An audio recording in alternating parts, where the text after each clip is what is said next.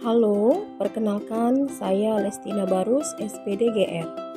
Pada video ini, saya menyebarkan pemahaman tentang Merdeka Belajar sebagai aksi nyata modul Merdeka Belajar pada platform Merdeka Mengajar.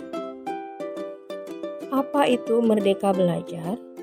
Salah satu pemikiran Ki Hajar Dewantara mengenai pendidikan yaitu pendidikan adalah upaya untuk memerdekakan manusia baik secara lahir maupun secara batin.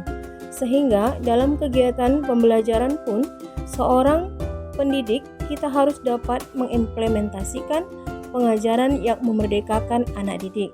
Namun, apakah kita sudah bisa memerdekakan anak didik dalam proses belajar mengajar? Ibu, bapak, guru hebat.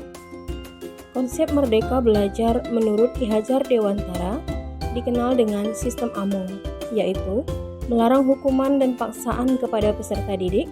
Apabila hal tersebut dilakukan, maka dapat mengakibatkan terbatasnya kreativitas siswa. Dalam hal ini, siswa harus memiliki jiwa kemerdekaan secara lahir dan batin.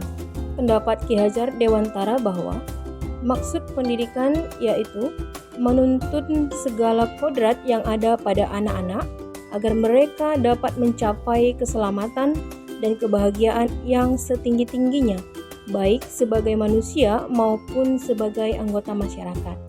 Berdasarkan pendapat tersebut, dapat diartikan bahwa pendidikan itu adalah tuntunan dalam hidup dan tumbuhnya anak-anak agar mereka hidup dan tumbuh menurut kodratnya sendiri.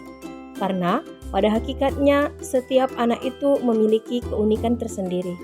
Selain itu, anak-anak juga memiliki minat dan bakat tersendiri, sehingga sebagai seorang pendidik, kita berkewajiban untuk menuntun anak didik agar tumbuh sesuai dengan minat dan bakat mereka.